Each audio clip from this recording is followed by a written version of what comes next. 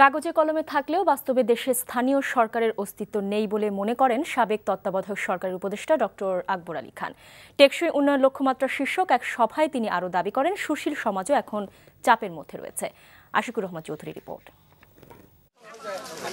পৌরসভা নির্বাচন নিয়ে দেশে এখন চলছে তুমুল প্রচার প্রচারণা এবং একই সাথে রাজনৈতিক হিসাব নিকাশ।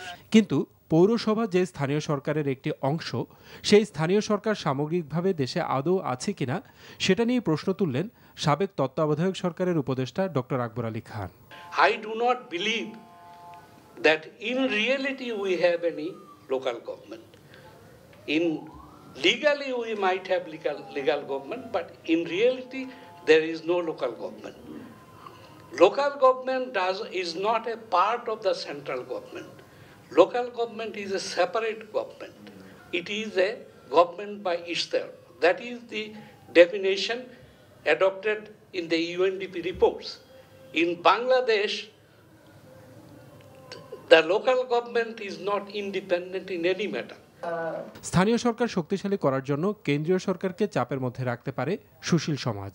তবে সুশীল সমাজ নিজেই এখন চাপের মধ্যে আছে বলে উল্লেখ করেন আকবর আলী খান।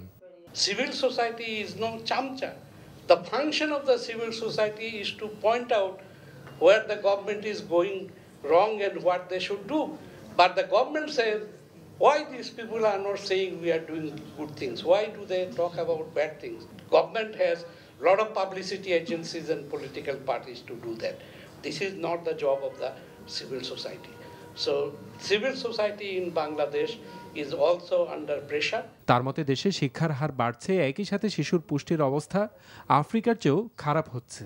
কয়েক দশকে খাদ্য উৎপাদন কয়েক গুণ বৃদ্ধি পেয়েছে, একই সাথে বিশুদ্ধ পানির সংকট এখনও রয়ে গেছে। এই অবস্থায় এমডিজির পর এসডিজি অর্থাৎ টেকসই উন্নয়ন লক্ষ্যমাত্রা অর্জন করা কঠিন হবে বলে মনে করেন ডক্টর আকবর আলী। অনুষ্ঠানে ডক্টর বদিউল আলম মজুমদার সহ সকলেই এসডিজি অর্জনে স্থানীয় সরকার ব্যবস্থা শক্তিশালী করার উপর জোর দেন। Ashiqur Rahman Chowdhury, NTV news, Dhaka.